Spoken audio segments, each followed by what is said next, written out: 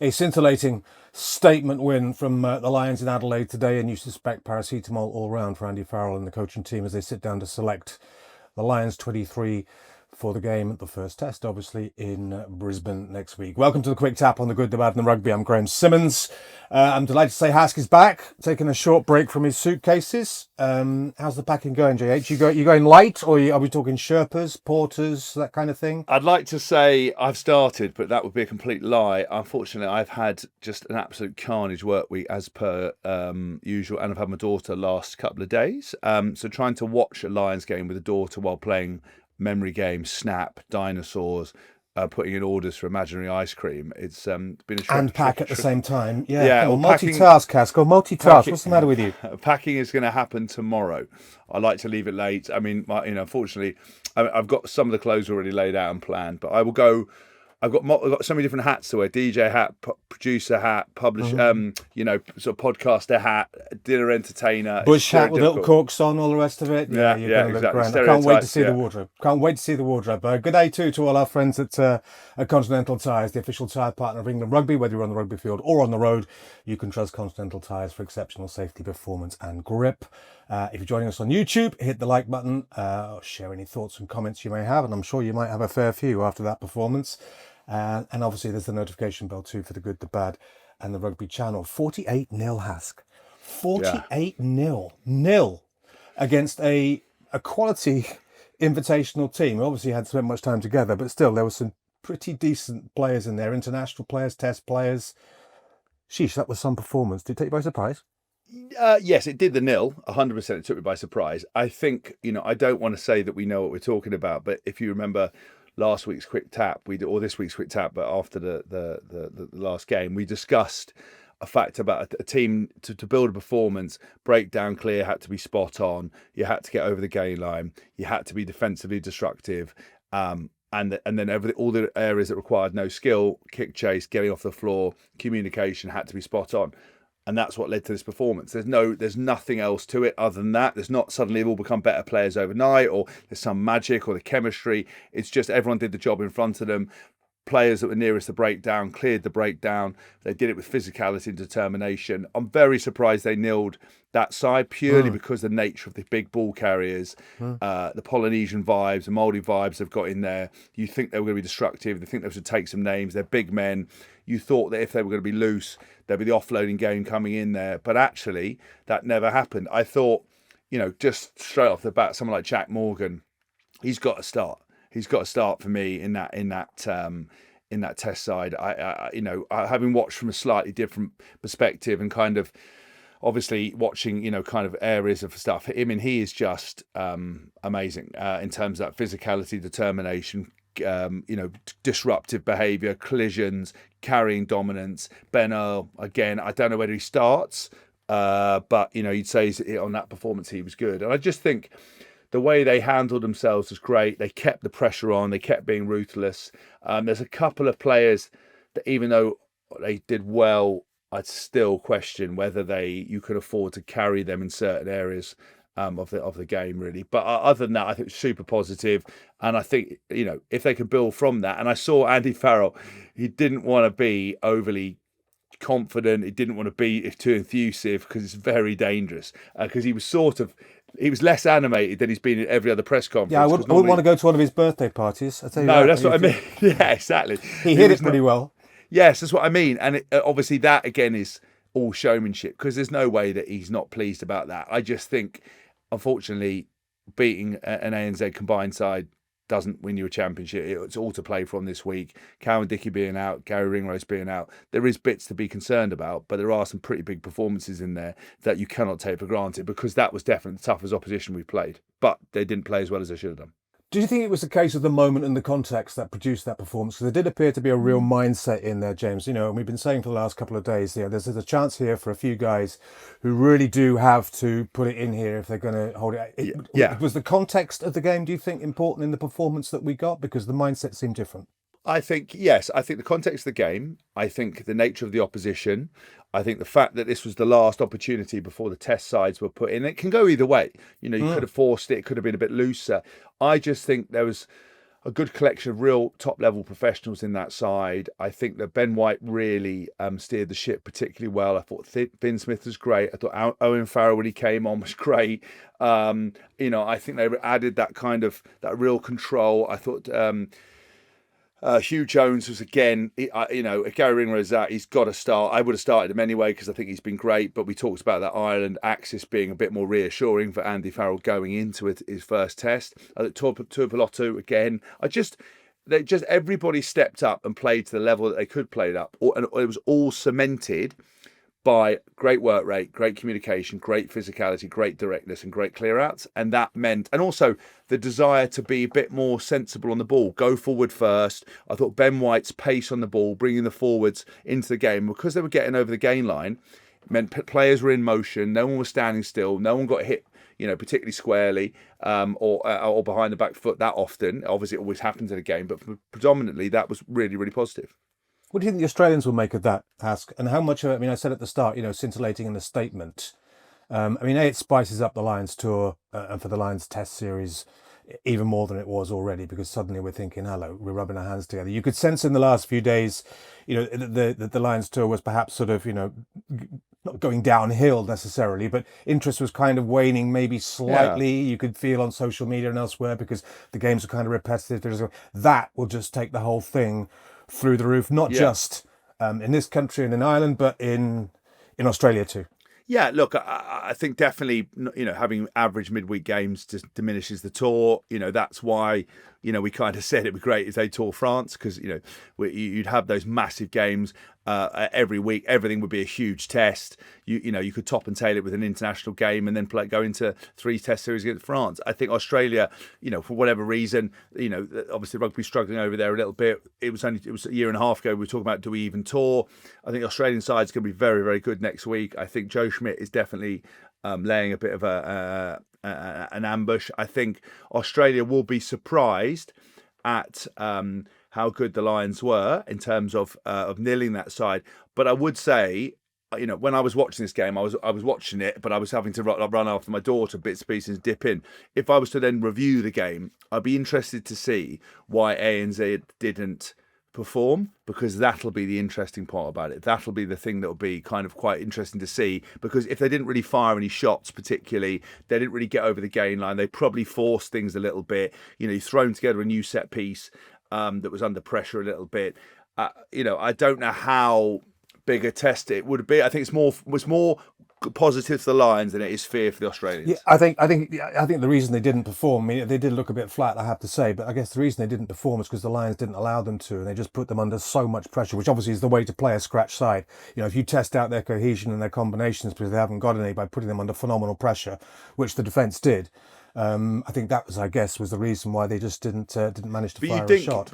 But you think, though, in some periods of the game, the opposition of that quality would get a purple patch or be able to get some traction. And actually, there were 2 or 3 moments, and it's what you talked about in last week's show, Simmo, when you talked about compounding errors. When you got a scratch side coming together, there were 2 or 3 moments where Samu did a great little break, then the 9, as he got into the game, built in, he did a couple of really nice breaks, forced the pass, turnover on the end of the play, loss of ball, compound errors. So they couldn't build the momentum through that. And that is down to Lions' pressure. But you just would have thought with some of the players on the field, they would have caused the Lions a bit more of a problem. And I think that's, as I said, I don't think Australia will be like particularly scared. I think they were already concerned, because anyone who sort of had a bit of a rugby brain in their head knew this side wasn't that far away from a performance. And the reason it wasn't performing was all the reasons we listed last week, which was scratch selections every week, was players probably trying to force it, not knowing, not probably getting the nuts and bolts right, trying to run before you can walk. And today was a performance built around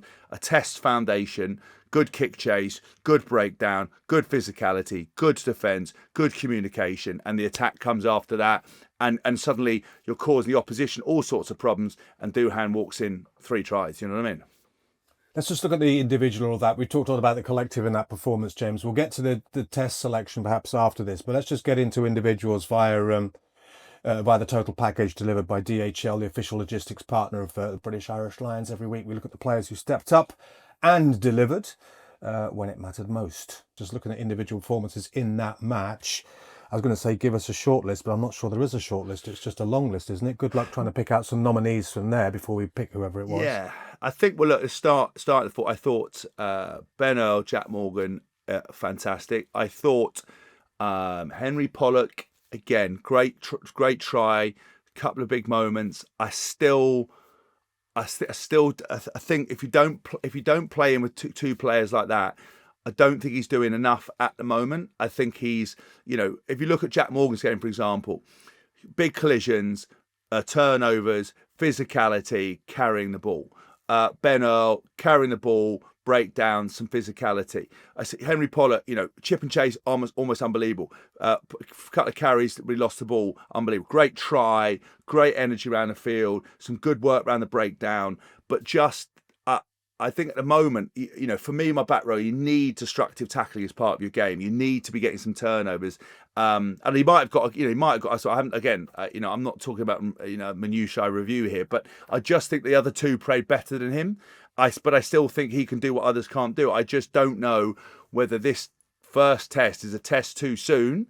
I think, I think you could definitely put him on the bench, no problem, but he doesn't start for me. I think Ben Morgan's got to, look, you could go.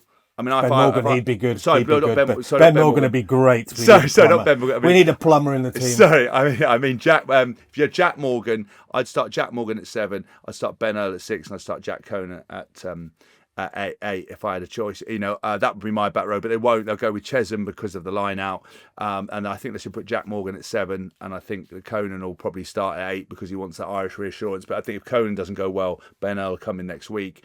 I thought second rows. I thought Ty Burn was much better in second row. I thought he led well. He thought he was good. I think, I don't think he starts. He came off, so he might start, but I don't know. I think you might go Atoji McCarthy in that test side, but I think Ty Burn definitely put himself back into the frame. Obviously, Dan Sheehan. How pleased do you think that? Sorry to interrupt, Hask. How pleased do you think he'll be about Hugo Keenan? Because fullback was starting to become a kind of like, oh my God, Elliot Daly's gone. We're now seeing what a huge miss he's turned out to be as we're starting to put together benches and selections for the first test. Blair Kinghorn. The Lions haven't said yet whether Kinghorn is definitely in or definitely out. They've sort of left that one a bit hanging, so we don't know on that. But they've certainly back three was starting to become a worry. I thought Hugo Keenan had a really good game tonight. Yeah, so did I. Well. I thought he looked very accomplished. I thought he looked really good. I thought it really comfortable. I thought it brought a lot of energy. He was part of everything that was good. I think he looked solid. So I think he could 100% start. I think Blair Kinghorn's been great. I don't see. I think now after that performance, he's put himself in the frame. I'd say I don't know if this is going to be an unpopular because I think don't worry about popularity, Hask. You just tell us what you think. I just don't think you can start Duhan even after that hat trick. I just don't. Again, this is a forward talking about back play, and I might be talking utter nonsense, but I just got concerns over what is he like under the high ball, what's he like when you kick behind him, when you turn. He's prone to some pretty loose play, but give him a ball near the line, he's going to score. Put him in play, he's going to score, and he's capable of X factor runs. I just worry against a team like Australia, how loose they're going to play. And I just think, I don't know whether, Simmo, what do you think? Am I talking nonsense? I just feel like, it's that bit where he dives into the post. He just does that a bit on these Lions tours. It's a bit of a fumbly, a bit ball bouncy around him. Defensively, I've got a few concerns. I think if it's a one-on-one tackle, he's great. I think he gets exposed. I don't know. When he gets the ball in his hand, Hask, I'm on the edge of my seat. Yeah. When the ball's put in behind him or in the air, I'm kind of hiding behind the sofa a little bit. Yeah. If that answers your question. I think the guy's a huge, huge talent. But I think someone like Joe Schmidt and his backroom team, if Duhan were to play, I think they would go after him big time. That's the thing. And I think that would be my slight concern. And given that James Lowe, we'll get into this a bit more later on maybe, but given that James Lowe is such a is such a fantastic option, although he maybe hasn't had his greatest tour yet so far. Maybe that's to come, he's saving it. But given you've got the James Lowe option, I don't see why you need to, I wouldn't say take the risk, but let's say go down that route. That's what I mean, and that's the hard thing, because you think on paper, look, as a fan, you look at it and go, he's just scored 3 tries. I think the thing with Scotland it works is because he's got other players around him. It's sort of a different type of game, different type of intensity. But it was the same thing in South Africa. Again, he came into the tour with lots of energy. I just think he gets exposed a little bit. And I think defensively in the first game against Argentina, he got done. But again, like you, it's amazing when he gets the ball in hand. It's not personal. It's literally, I'm just thinking, if you're going to win a Test series, you can't afford to carry someone. And that's normally what's interesting about coaches and selection, is when you get a guy that's a superstar carrier, they get him into training camp, especially at international level, and they don't appear, and the coach never says why they don't appear, but it's because you find out maybe he's not great at turning after a ball, maybe he's not great under the high ball, maybe he's a bit defensively frail. And so I don't know, I think that'll be interesting with him. I think Mac Hansen had some good bits as well. I think, I don't think he's probably done enough to usurp Tommy Freeman, but I would say if Andy Farrell wants to go with a constructive, reassured backline, but you think you've got Bundyaki probably to start, Hugh Jones probably to start, but you don't maybe need Mac Hansen anymore because he's not playing outside Gary Ringrose, so maybe you then put Tommy Freeman in the mix. It's some really interesting bits around that point. I thought Finn Smith definitely, he's played himself onto the bench 100%. I don't think that was any doubt. I wouldn't be surprised if we don't see Owen Farrell on the bench now. Maybe coming in, because I thought he was pretty assured, pretty secure when he came on the field. And I think maybe Ben White. It's a big one. Alice Mitchell's played every single game and he's looked good, but Ben White absolutely ran the show with that performance. So I don't know. More questions than answers. Ben White was a big plus, I thought, in the day. I thought the other guy we need to put out a mention to is Pierre Schumann, who went the whole 80. Yeah. I can't remember the last time a loose head went the entire 80. Maybe the 2017, I remember the guys in Waddington, didn't they, with the Geography 6? I think was it Joe Marler and Dan Cole, was it? Went the full, they wouldn't full come 80. off. Pierre Schumann went the full 80 day. Right, look, we need to pick one player, Hask, someone who not only delivered on the field but also lifted the entire team. It's your call. Who are you going with from today? My gut says Jac Morgan, because I just think he was outstanding. But you've given me a hard time about choosing back row, so I'm going to go with Ben White. I thought he was utterly tremendous. He was equally brilliant, and he's definitely our DHL man. Okay, it's all about teamwork, speed and precision for DHL, working behind the scenes so the Lions can fire on game day. And Ben White making his starting debut. You are the DHL total package. Right, Hask, this is it. This is what we're waiting for. Let's get down to it. 1 to 23. Let's check off each position. I need who you're picking, starting with loose head prop. Snappy stuff. Yeah, you show me yours. I'll show you mine. Well, you can't. And yeah, just whip through it. I guess we're assuming here, just before we start, I'm going to assume Blair King Wong isn't fit. If you want to assume otherwise, do that. But we haven't anything definitive on that yet. But I'm assuming he isn't. Clearly, Gary Ringrose won't be fit, from what Andy Farrell said post-match. And clearly, Luke Cowan-Dickie, same concussion. So our best wishes to both of them as they recover. But starting at 1, away you go. Make it snappy. Who's your 1? Is it Finley Bean in 1? Is he one of the 3? I don't know. He's one of the 3. Yeah, I'll go Finley Bean because I think he's been outstanding. I think he goes over Tyke Byrne. I think Tyke Byrne on the bench. Tyke Furlong, right. Okay, 4. Maritoji. Yeah, check. McCarthy at 5, yes? Yes. Okay, 6. Chesham. Check. 7. I think we know where we're going with that one. Jac Morgan. Yeah. So tight, isn't it? It is so tight. Go on, I'll go with Jac Morgan. Josh van der Fleer is so close in there. So is Henry Pollock. But yeah. We haven't even talked about Tom Curry. I know, precisely. It's just yeah. Go on. 8, Hask. Jack Conan. Yeah, check. 9 and 10. Do we need to bother? No. Jamison Gibson 11. Barton. And we'll go 11. James Lowe. Yep. Here we go. 12 and 13. Well, what I would have liked. Well, I think Bundyaki 12. Hugh Jones 13. Okay, I'm going to go Tuipulotu 12 and Jones 13. But see, I wanted to go with that, but I think this is what he's going to pick is Bundyaki. I think he will, but I think to keep that Scottish midfield. If you've lost Ringrose, yeah, great, and you've lost the combination of Bundy and Gary Ringrose, Yeah. then it makes given it such a marginal call in there. Hey, look, what do I know? But I just think if you've got the opportunity then to play potentially Russell, Tuipulotu, and Jones, then look, I'm not cribbing either way. It's like picking from. Well, at least you know who. isn't it? So, at least you know plays front row. Like unlike me, I just honestly it's so weird. It's not I think Ty Burnabake would be a good shift in front row. He'd be a good tight end. He's got the scrum cap. He's got everything. He'd be perfect. Right, here we go. This might be interesting. 14. Tommy Freeman. Mac Hansen. I'll talk about that again in a second as well. Yeah, then fine. in that case, and fullback. Hugo Keenan. Okay, check. And then bench. This is where it gets fruity. Go on. Well, who's your loose head replacement? God, what are the options? Tell me. I can't. Well, you've gone Genge for your start, didn't you? Yeah. So Porter would be mine. Porter, right? So I'd have Genge to come off the bench rather than. It's not. I'm not saying Porter's played better than Genge on the tour or whatever. I'm just saying in terms of science. Who would I like to have come on after 45 minutes? Yeah, it would be Ellis Genge. Right. Hooker. If we assume Luke's out, it's a no-brainer. It's Ronan. Yeah. Yeah. And then tight head. You went Finley Beelan, didn't you? So that leaves you with Tyke Furlong or Will Stewart. I go, you it's a start difficult with one. Beelan, yeah?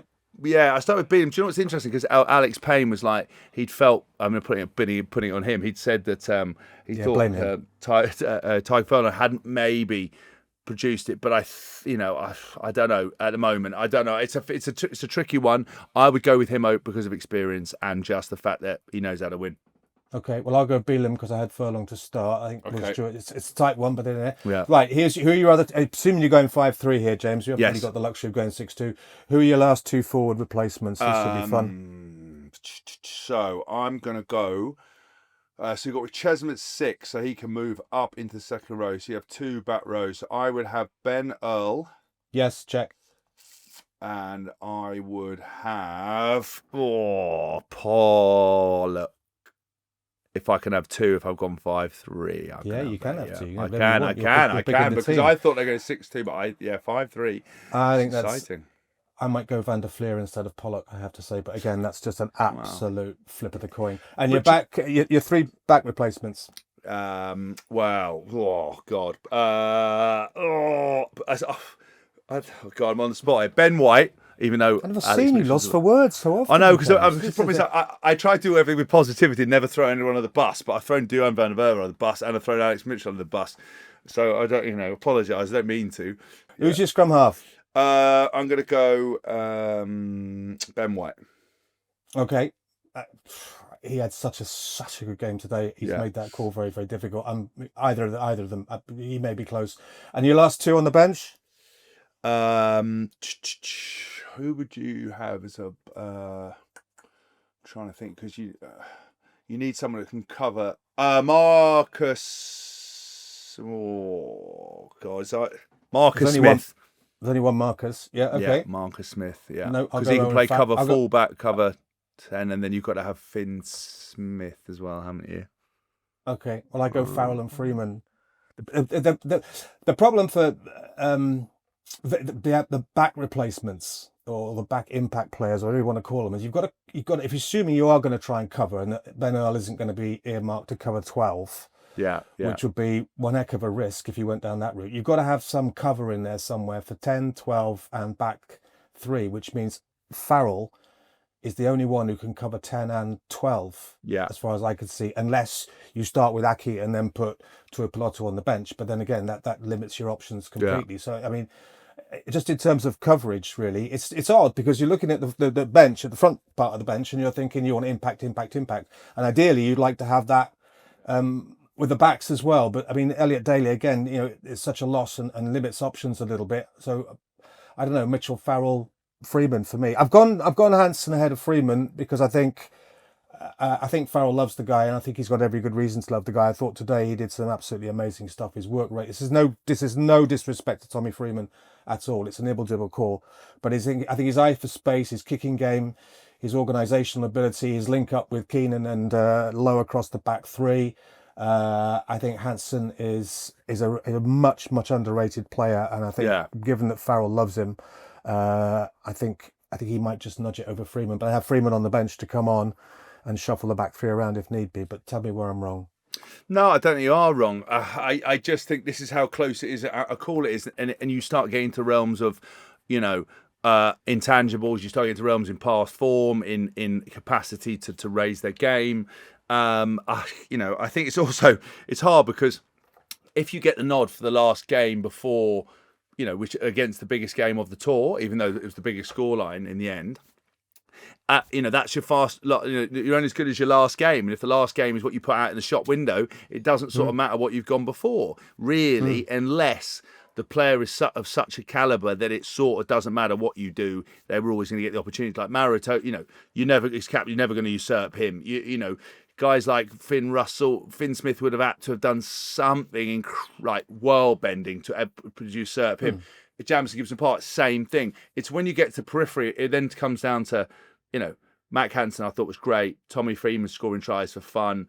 But we talked about Tommy Freeman blitzing up a couple of times, not necessarily reading the inside guy, them doing different things. It's moments like that give you the nudge to Matt Hansen.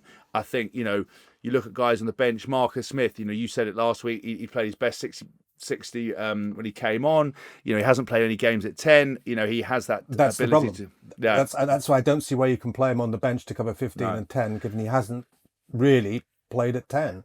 Neither's Noam Farrell from that point of view. But if it came down to the 79th minute and someone to knock me over a penalty from 45 metres out to win the game, no disrespect to Marcus, but I'd probably rather give the T to Owen. It's like farm equipment. It's hours on the machine. I telling me that Owen Farrell could slot into 10 in any team in the world and get it right. More often than wrong.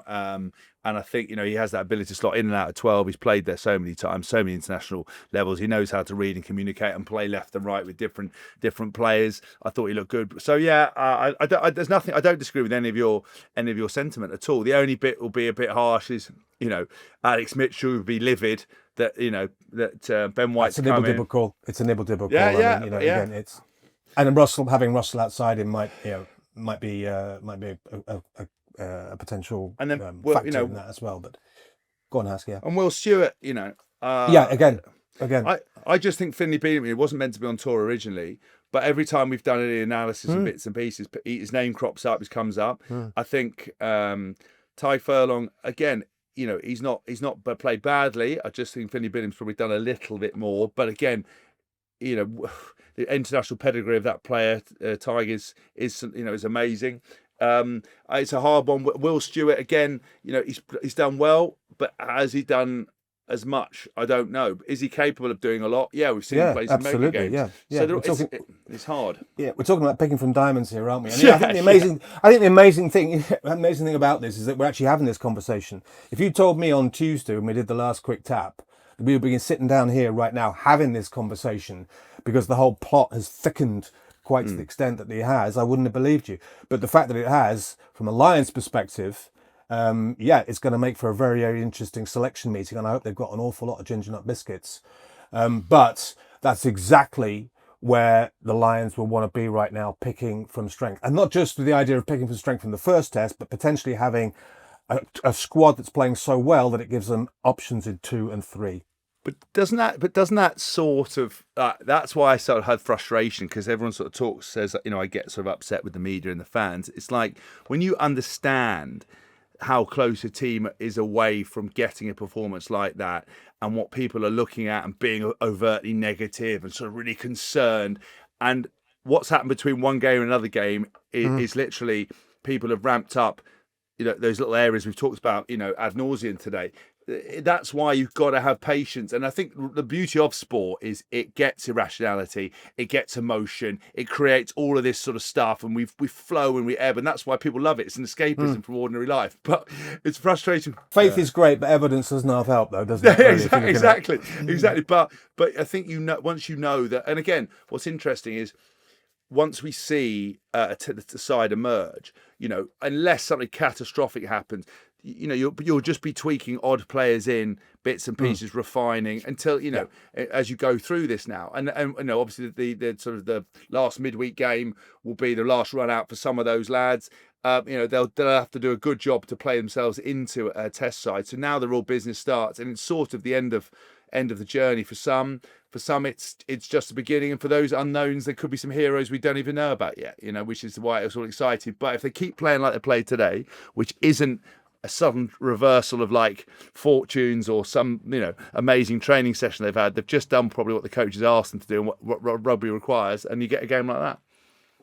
Speaking of journeys, Hask, have a good trip down there. Give my love to Australia when you do get there, because it's one of my favourite places on the entire planet. It's been a pleasure to catch up with you and talk to you. Have a great tour. I hope it's memorable. And love to the guys when you get down there. Well, with Tins and Payno. Thanks, and thank you as always to our sponsors, Continental Tyres, the official tyre partner to England Rugby. Remember, if you're looking for an award-winning tyre that can keep up with your every move, look no further than Continental Tyres. And thanks to you guys, to everybody else out there who's tuned in. Don't forget rugbyplus.substack.com if you enjoy a tangential opinion, if we can put it that way. But in the meantime, thanks for your company. Be well, everybody. Take care and look forward to the test series. Cheers, Hask. All the best. Thanks, mate.